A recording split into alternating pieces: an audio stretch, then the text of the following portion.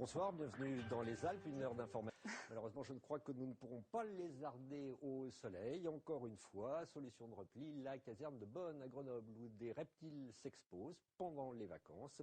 L'occasion de casser les clichés qui leur collent aux écailles. Elsa Cadier et Jean-Pierre Rivet.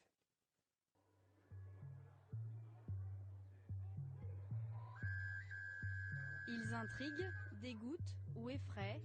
Difficile de rester indifférent face à cette faune du bout du monde.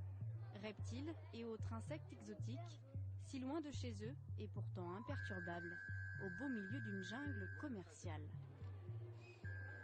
Ça c'est un lézard qu'on appelle le lézard à langue bleue. Oui, regardez, la langue elle est toute bleue. Alors quand elle est bleue, c'est pour prévenir le prédateur ou le méchant veut dire attention, je suis toxique. Mais c'est une farce. Le public veut tout savoir. Certains se rêvent même herpétologues. Les mygales, les serpents, pas de raison d'en avoir peur. Les vipères, ça attaque que si tu en marches sur la queue, si elles sont en danger, ou qu'on est trop près de leur nid. Mais sinon, bon. Ou alors si on a vraiment peur, ça leur donne... C'est l'adrénaline, ça leur donne envie de vous mordre.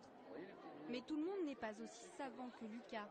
Les préjugés sont encore nombreux sur ces espèces. Philippe Gillet en sait quelque chose, lui qui sillonne les centres commerciaux de l'Hexagone avec une envie, faire connaître ces animaux bien aimés.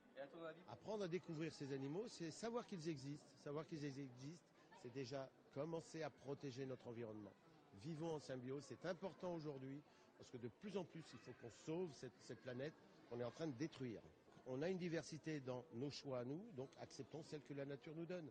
Et si nous voulons que notre descendance survive, commençons à vivre en symbiose avec les animaux qu'on ne connaît pas. La connaissance, dans ce monde hostile, c'est pour certains une question de survie.